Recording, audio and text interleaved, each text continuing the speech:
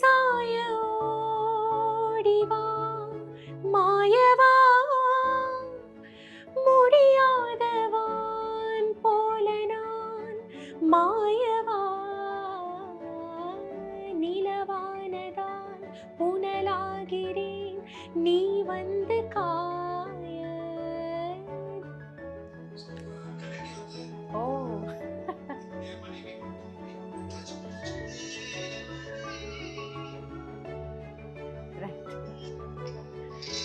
கல்யாணி என்னோட மனைவி மட்டும் இல்லை என்று ஆரம்பித்த பிரதீப் சார், நீங்க திருப்பி என்ன சொல்லணும்னு நினைக்கிறீங்க? ஸோ கல்யாணி வந்து என்னுடைய மனைவி மட்டும் இல்லை.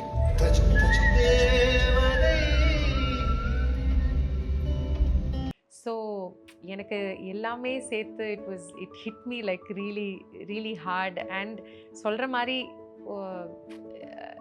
போஸ்ட்மார்ட்டம் என்னன்னு அப்போது நம்மளுக்கும் அவ்வளோ தெரியாது.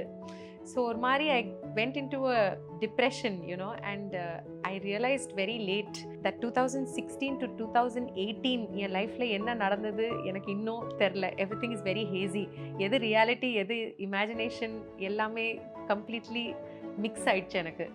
So it was very very scary. And for the first time I had to go to a psychiatrist you know.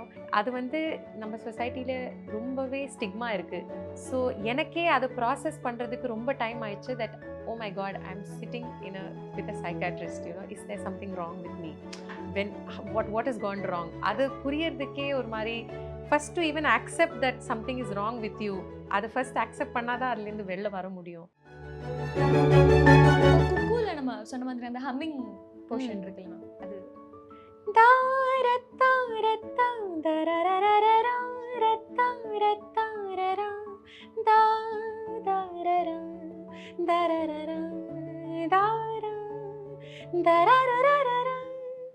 ஆச்சி மசாலா. எந்த சமையலும் ருசி தேடும் ரகசியம் 20 ரூபாய். உமன் மியூசிக் டைரக்டர்ஸுக்கு இண்டஸ்ட்ரியில் இருக்கிற ஸ்பேஸ் எப்படி இருக்கு மேம்? நம்ம ஆக்ட்ரஸாக வராங்க, ஸோ லைக் பிளேபேக், இப்போ அரேஞ்சர் ஆர் மேபி வாய்ஸ் ஆர்டிஸ்ட்லாம் சொல்லி நிறைய லைக் செக்மெண்ட்ஸ் இருந்தாலும் ஒரு உமன் மியூசிக் டைரக்டருங்கிற ஒரு ஸ்பேஸ் இண்டஸ்ட்ரியில் எப்படி இருக்கு? ஆக்சுவலி நான் மியூசிக் டைரக்டர்னு I don't think I can speak for that. ஏன்னா மியூசிக் டைரக்டர்னா அந்த இண்டஸ்ட்ரியில் ஃபில்ம் இண்டஸ்ட்ரியில் மியூசிக் டைரக்டராக ஒர்க் பண்ணாதான் அது தெரியும் எனக்கு. நான் இப்போது ரீசெண்டாக தான் ஒரு டாக்குமெண்ட்ரி, ஃபீச்சர் டாக்குமெண்ட்ரிக்கு மியூசிக் பண்ணேன். So that is probably my only experience. Other then that நான் கம்போசராக இண்டிபெண்ட்டாக தான் ஒர்க் பண்ணியிருக்கேன். ஸோ ஐ திங்க் எனக்கு இன்னும் அந்த எக்ஸ்பீரியன்ஸ் இல்லை. பிகாஸ் இண்டஸ்ட்ரியில் ப்ராப்பராக நிறைய ஃபில்ம்ஸ் எல்லாம் பண்ணும்போது தான் நம்ம அந்த அட்மாஸ்ஃபியர் தெரியும். ஐ think I still haven't done that. Independently when I work it's completely different because I'm not working for anybody. Both are very different in approaches. ஏன்னா இப்போ சொல்கிற மாதிரி இப்போ நான் அரேஞ்சராக I can speak for that. Like இப்போ நீங்கள் music டைரக்டராக ஐ கேனாட். அரேஞ்சராக இண்டஸ்ட்ரியில் நான் நிறைய ஒர்க் பண்ணியிருக்கேன். அப்படி சொல்லும்போது இப்போ அரேஞ்சராக இருக்கும்போது I have to understand the vision of the composer, the vision of the director. அது எல்லாமே நான் கொண்டு வரணும், சேர்த்து கொண்டு வரணும் என்னோட அரேஞ்ச்மெண்ட்டில். It has to complement.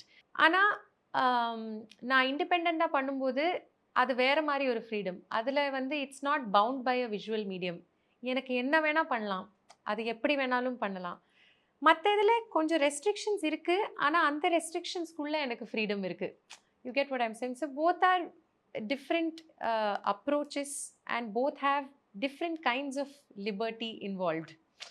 So but I like both the processes. Yana first process when I'm working with somebody, I really like working with people because I kind of get inspired from their process, their music, and sometimes later on when I do my independent work other kind of reflects in that. So I think ரெண்டுமே are very important. ஏன்னா அங்கே வந்து எனக்கு மற்றவங்கள்டேருந்து கற்றுக்க கிடைக்கும். இங்கே it is more about internal exploration. எனக்கு என்ன தோன்றுது, what am I feeling, how do I want to communicate that particular feeling through my music. It's a more inward kind of a journey. So yeah,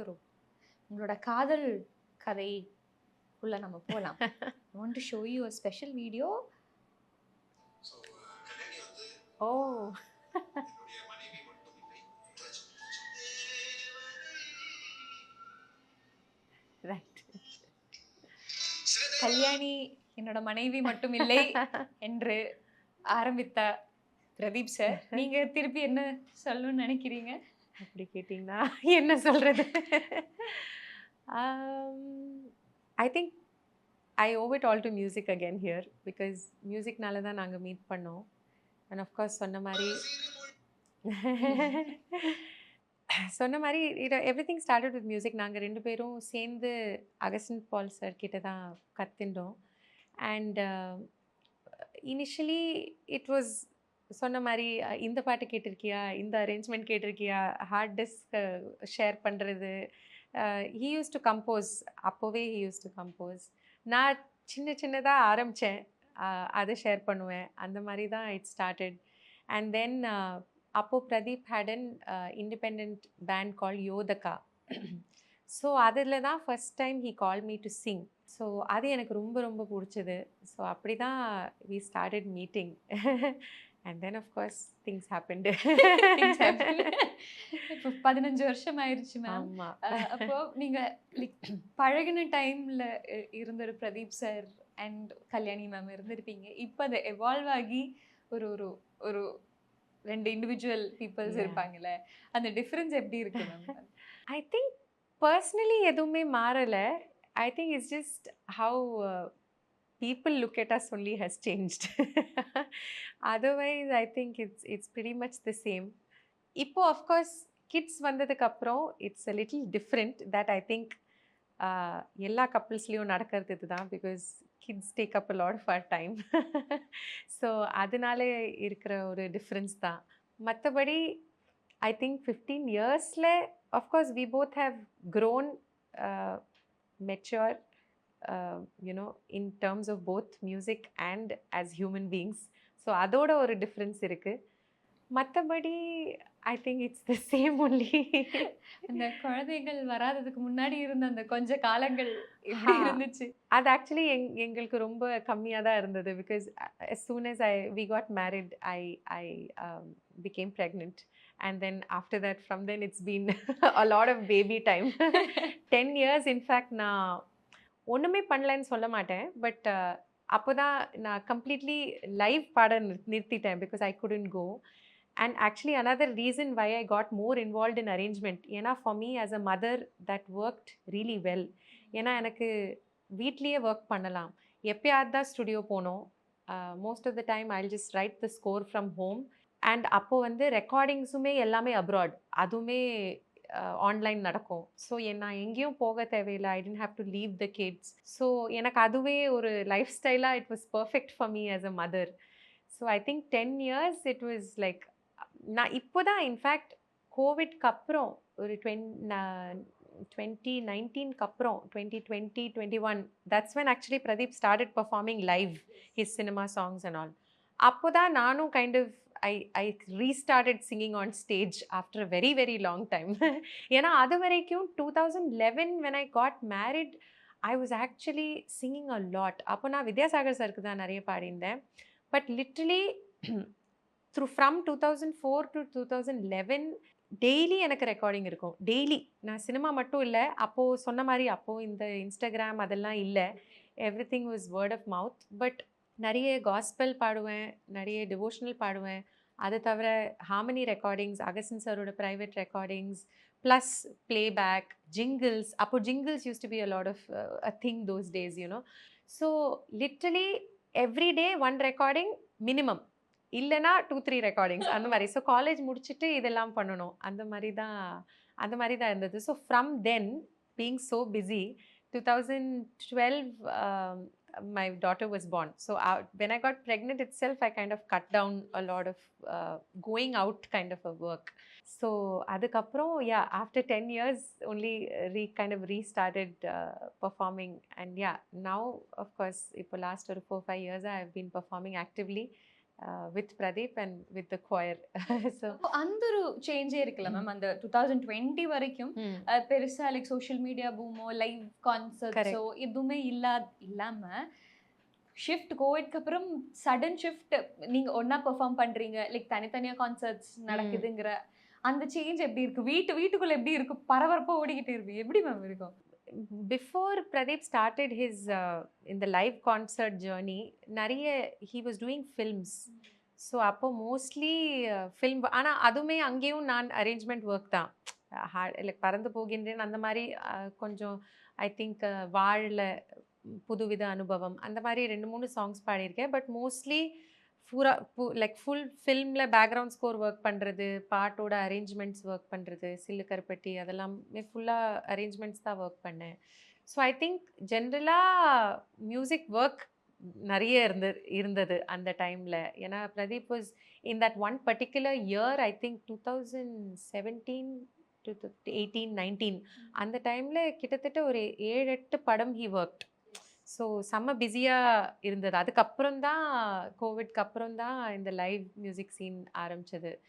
so yeah, it has been a lot of music in both our lives.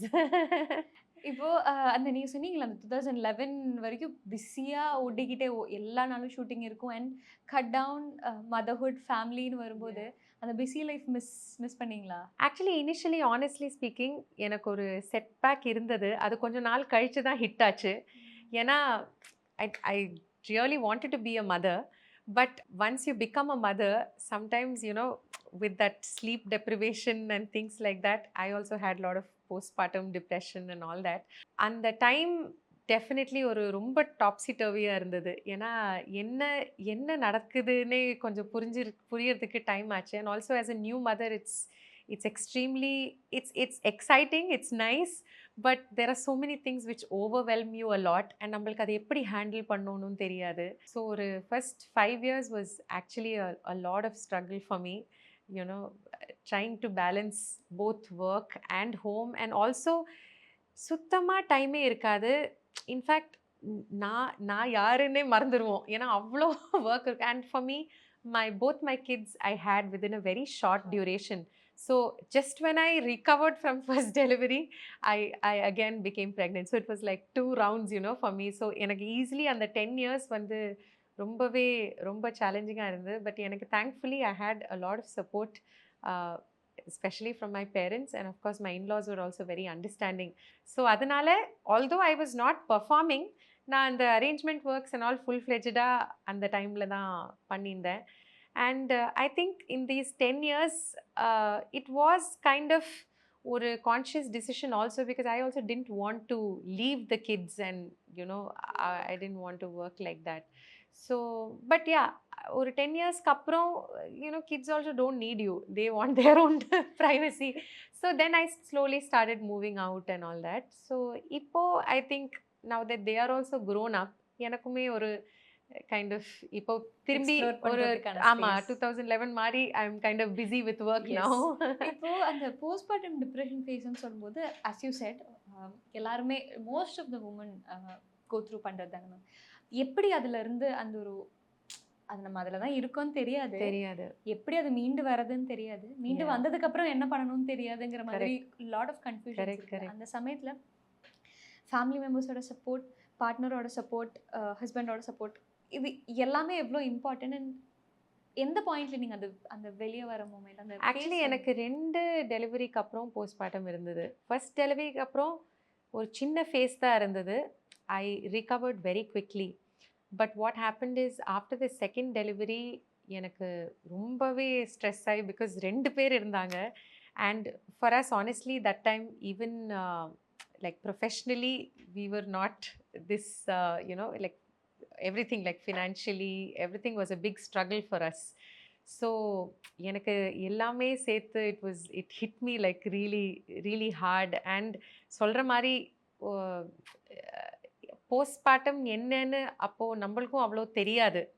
So ஒரு மாதிரி I went into a depression, and I realized very late. And then ஒரு மாதிரி I kind of had 2-3 episodes of what you call like a mania, where because of sleep deprivation I couldn't process things. In fact for me even now, that 2016 to 2018 என் லைஃப்ல என்ன நடந்தது எனக்கு இன்னும் தெரில. Everything is very hazy. எது reality எது imagination எல்லாமே completely mix ஆயிடுச்சு எனக்கு. So it was very very scary. And for the first time I had to go to a psychiatrist. அது வந்து நம்ம சொசைட்டியில் ரொம்பவே ஸ்டிக்மா இருக்குது. ஸோ எனக்கே அதை ப்ராசஸ் பண்ணுறதுக்கு ரொம்ப டைம் ஆயிடுச்சு. That oh my god, I'm sitting with a psychiatrist, is there something wrong with me? When what has gone wrong? அது புரியறதுக்கே ஒரு மாதிரி first to even accept that something is wrong with you, அதை first accept பண்ணாதான் அதுலேருந்து வெளில வர முடியும். Thankfully with the help of my family and my friends, everybody, I kind of understood. And the thing is, இப்போ நம்ம இப்படி பேசுகிறோம், அந்த டைமில் இது பேசுறதுக்கே கூச்சப்படுவோம். We think that something is wrong with us, because also like whatever I know of pregnancy and delivery is mostly from what my mother speaks. And my mother is completely from a different era. அவங்க they got married very early, and அப்போ my mother was a complete housewife. அம்மாக்கு work இல்லை. So the pressure or the struggles that they have, அது is completely different from what we go through. So எனக்கு தான் ஏதோ problem அப்படின்னு நினச்சி இதை பற்றி நம்ம பேச மாட்டோம். But thankfully I thank all the women I kind of spoke to at that point. And எனக்கு என்ன பிரச்சனைனா, I delivered pretty young, as in I was 25-26 when I had the second delivery. So என்னோட age குரூப்பில் or Pradeep's friends are still kind of bachelors or who don't have families. So எனக்கு பேசுறதுக்கும் யாரும் சப்போர்ட்டும் இல்லை. Thankfully I met a few other mothers, and அப்போ பேசும்போது தான் தெரிஞ்சது இது ரொம்ப ரொம்ப காமனான thing. That's when I'm like, okay, maybe it's just this phase that I'm going through. So I was on kind of antidepressants for a while, and adu ellame to get out of it, because once you stop it you kind of get a relapse also if you don't get treated properly and stop midway. That also happened with me. So 2016 to 18 was a big struggle for me. somehow I got through that. But I always look back at those times and I feel that those tough times taught me the most. You know, once I came out of it, I was so strong that I know that I'll never go back there. Or even if I have a face like that, I know how to get out of it. So அந்த ஒரு confidence கிடைச்சது. So definitely எனக்கு வந்து எப்போவுமே தோணும், what tough times teach you is actually your life lesson. beautifully Yeah, said, yeah. ma'am. But as you said, ஒரு financial family ஒரு financial struggle இருந்த time, and Pradeep sir and 2017 he was like very busy. You were facing through this. அவரோட understanding எப்படி, ஏன்னா இப்போ தெரியுது postmortem depression தெரியுது, every one is talking about it. But அந்த டைம்ல நம்மளால சொல்ல முடியுமான்னு கூட தெரியாதுல்ல. ஸோ அந்த relation, how was his understanding towards? Actually, he was also very supportive.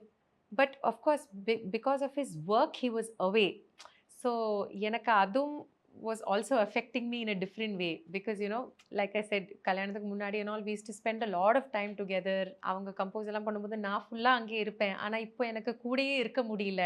அது எல்லாமே சேர்த்து தான் அந்த டிப்ரெஷன் ஃபேஸ் வந்தது. But yeah, of course he was also very understanding. அது கண்டிப்பாக தேவை. ஏன்னா அந்த ஃபேஸில் நம்ம என்ன சொல்கிறோம், எப்படி பிஹேவ் பண்ணுறோம், எதுவுமே நம்ம கண்ட்ரோலில் இல்லை. So it is very very important that people in the family understand and support you without judging you. அதுதான் ரொம்ப இம்பார்ட்டன்ட்.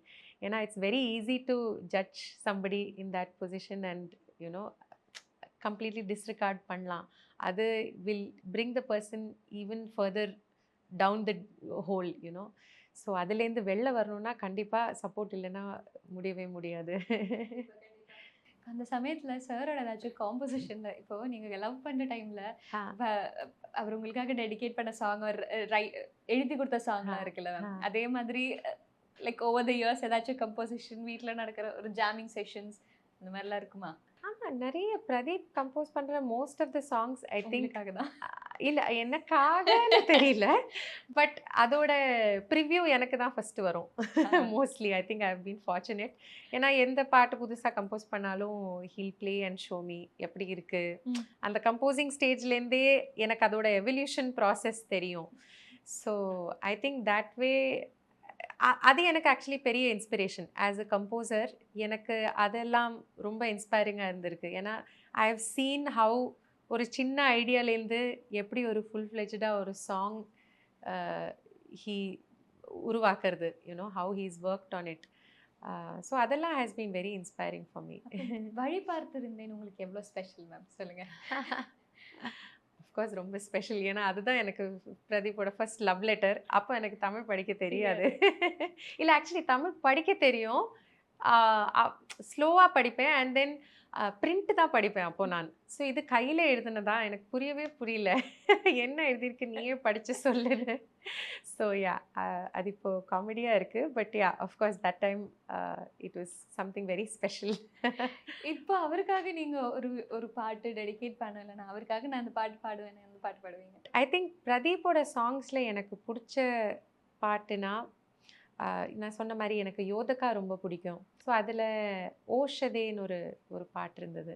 ஓஷதே சிந்தையே விஷ்ணும் போஜனே ஜனார்தனம், அந்த மாதிரி ஒரு சன்ஸ்கிருத் ஸ்லோகம். But very beautifully he had tuned it with a very nice arrangement in guitar and bass. அந்த பாட்டு எனக்கு ரொம்ப பிடிக்கும். இன்ஃபேக்ட் ரொம்ப வருஷமாக நான் அதுதான் என்னோட ரிங்டோனாக வச்சுருந்தேன். ஸோ ஐ திங்க் அந்த சாங் தான். இப்போ உங்களுக்கு லைக் திரும்பி பார்க்கும்போது உங்கள் கெரியர், உங்கள் ரிலேஷன்ஷிப், குழந்தைங்க, family, composing, lot of stuffs together, right? How does that feel? It is overwhelming, honestly. I think you must have seen me when you came. Yes. But ஒரு மாதிரி I think எல்லாமே we get better at it as we do it. So இப்போ ஒரு மாதிரி multitasking has become a part of my life. கிட்ஸை manage பண்ணணும், home manage பண்ணணும். அது தவிர இப்போ லைக் ஐ செட், இப்போ choirல I am very passionate about my choir. So அது வந்து கம்ப்ளீட்லி ஒரு independent project. A lot of people are involved. I am really happy that I got the support of so many people, because தனியாக இது பண்ணவே முடியாது. So அதோட work plus other my freelancing work and all that, it does get pretty overwhelming, but I'm also kind of enjoying it. And I think um, every day I kind of get better, is what I feel, and that is what my aim is. ஏன்னா என்ன பண்றோம், I always want to keep exploring new things. I want to grow as a musician, as a human being. கண்டிப்பா, yes. Thank you so much for this conversation.